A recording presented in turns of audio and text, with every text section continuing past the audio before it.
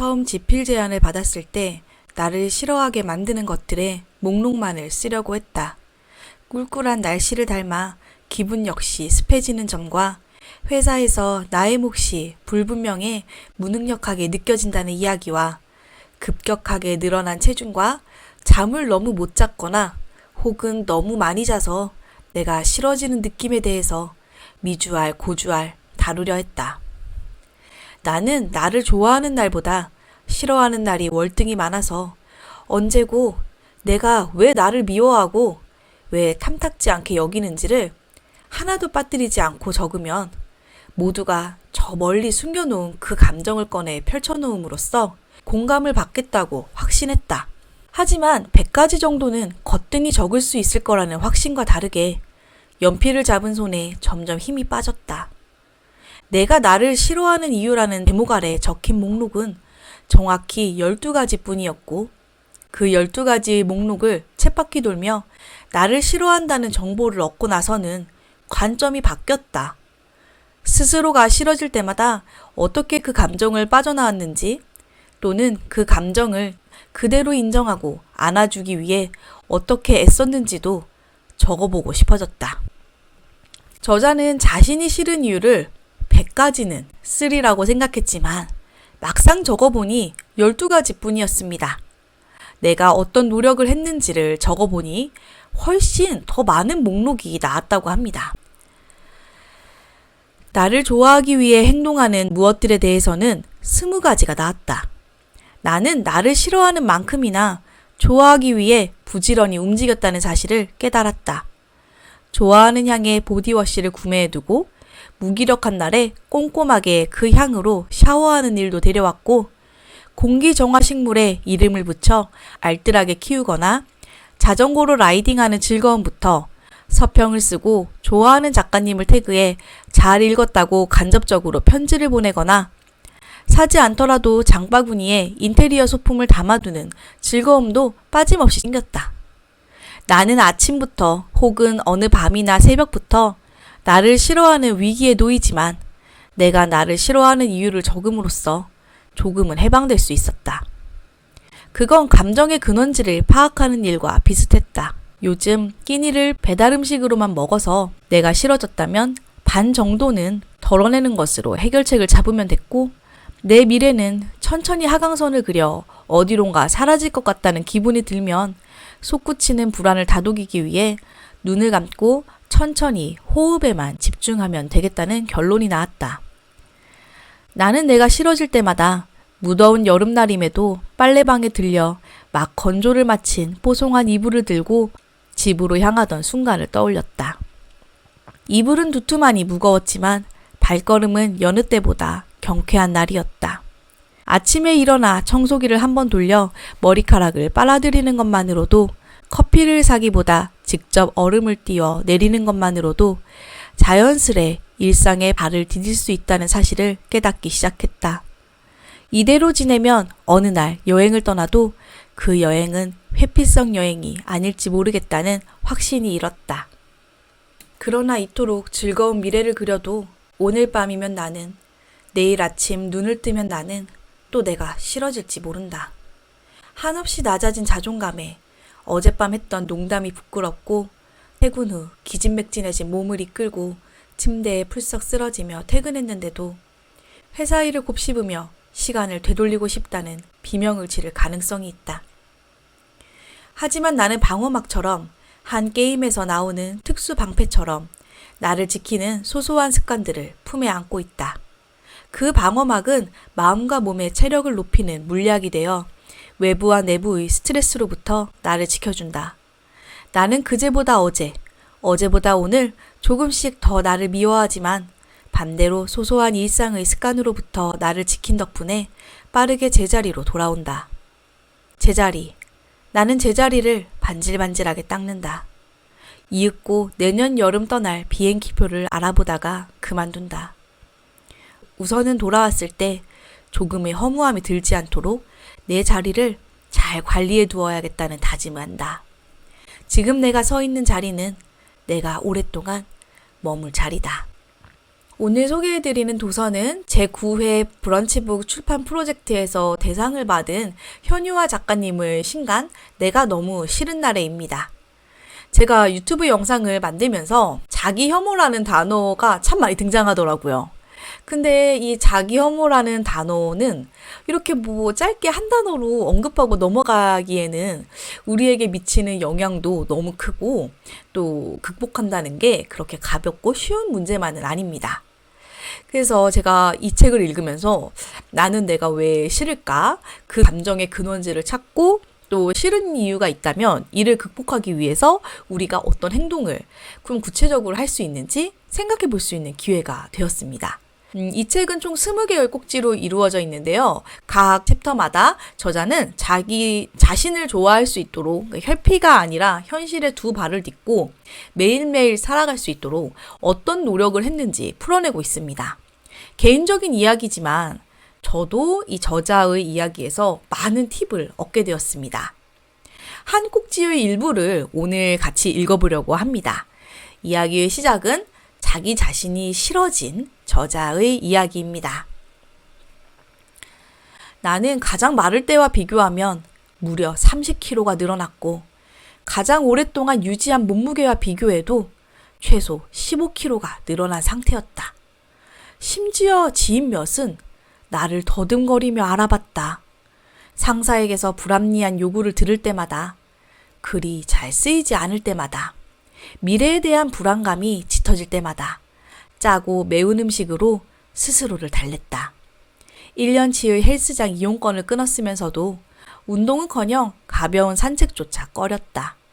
결국 사람의 생명은 유한하지 않냐는 의문과 함께 헛헛함이 들 때마다 입을 벌려 온갖 단 음식을 집어넣었다. 식탁에 놓인 요리가 안주라는 기분이 들면 위스키를 꺼내 곁들이며 내일이 없다는 듯 마셔댔다. 집은 깔끔하게 치우려고 애쓰면서도 정작 내 속은 담백하고 깨끗한 요리로 채울 노력을 쏟지 않았다. 내게 몸무게와 자존감이 직결되었다는 사실을 인정하기 싫지만 비가 오나 눈이 오나 늘 고무줄 바지만 애용하는 내게 옷이 몸에 착 감긴다는 표현을 쓰기란 참 어렵다. 굳이 말하자면 가지 밑단이 흐물흐물 거릴 만큼 널따랗다는 표현이 정확하다. 평소 자주 들르던 옷가게에 가서도 바지가 모인 옷걸이로는 절대 향하지 않는다. 가장 커다랗다고 주장하는 바지 사이즈도 내 하체를 감당 못한다. 결국 남자 바지를 기웃대는 나를 발견할 때면 종종 부끄러움이 일지만 바지를 입지 않고 다닐 수는 없는 노릇이므로 결국 남성용 바지를 신속하게 산다. 통통한 여자를 위한 쇼핑몰에서도 2X 라지를 입는 나는 어느 때라고 콕 집어 형용할 수 없는 순간부터 콤플렉스가 생긴 것 같다. 마른 다리를 지닌 사람과 나를 시시각각 비교하고 살이 빠지면 꼭 입고 말겠다며 장바구니에 옷을 집어넣었다. 말랐을 때 입었던 치마를 차마 버리지 못해 옷장 안에 꾹꾹 우겨 넣었다. 사람들 앞에서 이야기할 때도 내가 뚱뚱하다고 손가락질하면 어쩌지 싶어서 미팅을 앞둘 때도 프로필 사진과 다르다는 비웃음을 당할까봐 겁에 질려 외출을 피했다. 그런 날은 고스란히 집에 남아 또다시 움직이지 않고 음식을 입에 넣는다. 천천히 오래 씹을 새 없이 우선 삼켜놓고 본다. 살이 쪘을 때나 살이 찌지 않았을 때나 본연의 나는 나인 만큼 그대로를 사랑하자고 혼잣말 하지만 메아리는 멀리 퍼지지 않고 가까이에서 슬며시 사라진다. 자기 자신의 외모와 몸을 있는 그대로 다 좋아할 수 있는 사람이 얼마나 되겠어요. 우리의 대다수는 좀 평범하게 생겼고 또 시간이 지날수록 점점 노화가 찾아오죠. 이렇게 나를 그대로 사랑하자는 다짐이 참 어려운 순간이 있는 것 같아요. 저자는 이런 기분이 들 때 어떤 행동을 하면서 극복했는지 한번 읽어보겠습니다. 언니, 저 믿고 이거 한번 써봐요. 색깔이 엄청 영롱해요. 꼭 우주를 담은 것 같다니까? 굳이 물에서까지 우주를 담고 싶은 마음이 없던 나는 입욕제를 받아놓고 한동안 집에 소품으로만 활용했다. 솔직히 말하면 한 번의 목욕이 10,000원부터 30,000원가량의 돈을 쓰는 게 아까웠다. 입욕제를 드릴 한 번의 기쁨으로 한 달의 기쁨, 전기세나 관리비 같은 공과금에 투자하는 게 더욱 효율적이어 보였다. 게다가 가장 중요한 사실은 내가 사는 오피스텔의 화장실이 좁다는 거였다. 아마 화장실 한가운데 욕조를 놓는 순간 입구에 서서 만화에 나오는 주인공처럼 커다란 팔을 고무처럼 늘려 손을 씻어야 할 터였다. 입욕제를 푼 물에 몸을 담그는 일은 꼭 패러글라이딩과 비슷해 보였다. 패러글라이딩도 10여 분 만에 10만 원을 호가하는 금액을 하늘에 날려보내는 것처럼 느껴지곤 하니까. 하나밖에 없는 창문이 복도에 달린 고시원에서 몇 년을 보낸 내게 숙소를 빌려 입욕을 하는 건 사치였다. 사치면 어때? 이런저런 고민에 복잡해진 마음속 어느 애가 소리쳤다. 퇴근하고 집에 달려가 입욕제를 재빠르게 챙겨 숙소로 들어갔다. 욕조에 따뜻하다 못해 뜨거운 물을 잔뜩 채우고 입욕제를 넣었다. 그 순간 타닥타닥하며 재가 나는 음이 났다. 탄산 입욕제는 물에 섞이자마자 빠르게 거품과 색을 내보였다. 나는 잘 개어진 타월을 문 앞에 두고 욕조에 들어갔다. 나의 몸무게가 더해져 넘쳐 흐르는 물소리가 한바탕 잔잔해졌을 때 그때 찾아온 고요함이 기뻐서 잠시 울었던 것 같기도 하다. 욕조에서는 라벤더 향이 은은하게 피어올랐다. 이후 엄청 비싼 입욕제를 빼놓고는 거의 모든 입욕제를 다 써보았는데 정작 이렇게 살이 찌고 난 후부터는 실오라기 하나 걸치지 않은 내 몸을 반듯하게 보는 게 힘겨워서 숙소를 빌린 적이 없다.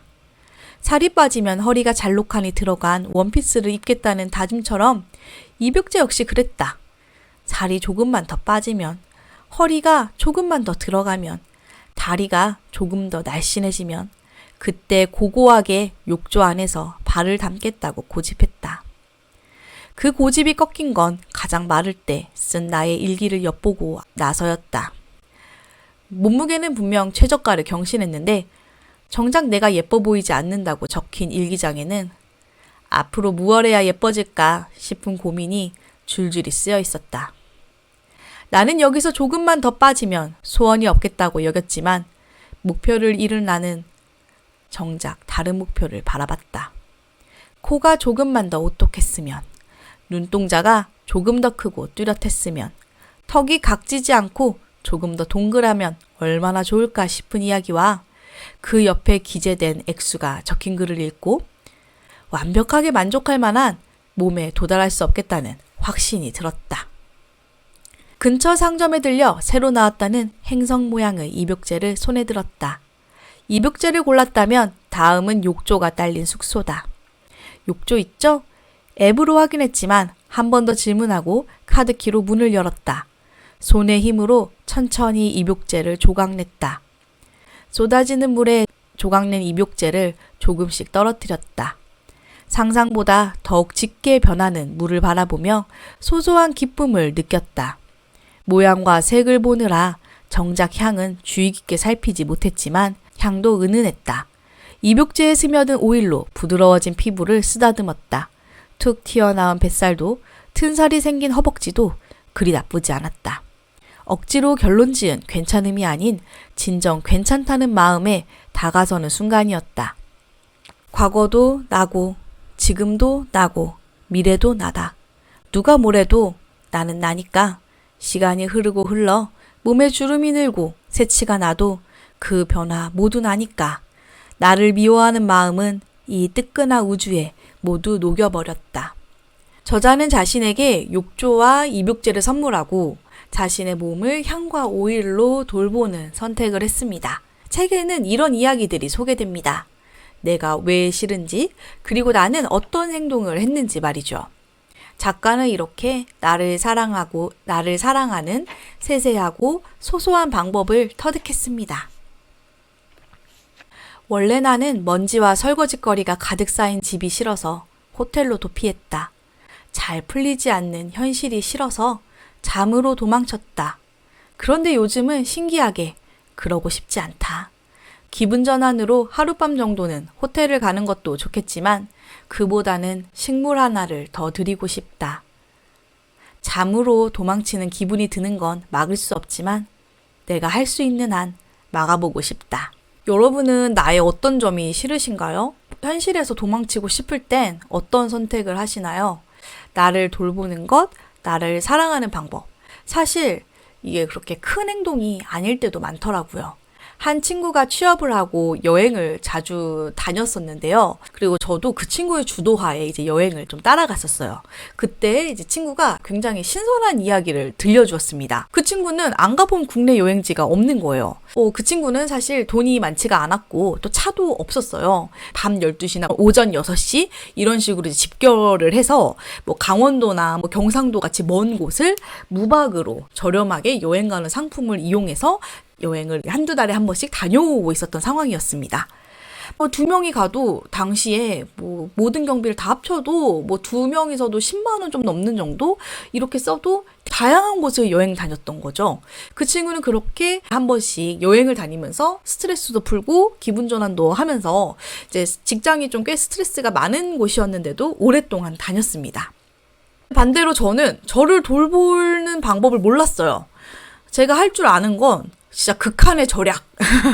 그리고 교회에 가서 기도하는 거 정도였죠. 악순환이었습니다. 즐겁게 재밌게 사는 방법을 모르고 계속해서 기도라는 이유, 고민 상담이라는 이유로 부정적인 감정, 기억, 불안을 되새기고 있었거든요. 하지만 지금은 저는 이제 환경을 바꿔서 좀 전환을 해주려고 많이 노력을 하는 편이에요. 잠깐 집을 떠나서 새로운 환경에 노출하면서 좀 주의를 환기시키는 걸 의식적으로 하는 편입니다. 그리고 집에서는 제가 좋아하는 컵에 제가 좋아하는 커피나 차를 마시는 거, 영양제와 과일을 챙겨 먹는 거, 또 귀찮아도 아프면 병원에 가는 것 등 작은 실천을 하나씩 하면서 지내고 있습니다. 그렇다고 해서 제 인생이 180도 변했다거나 갑자기 나 자신이 너무 좋아지고 이런 건 아니죠. 하지만 그렇게 조금씩 제 삶에 긍정적인 경험, 감정, 기분을 차곡차곡 더해가고 있습니다. 여러분은 어떤 실천을 하고 싶은가요? 자기 혐오로 너무 힘든 분들께 이 책과 영상이 작은 팁이 되기를 바랍니다. 끝까지 들어주셔서 감사합니다.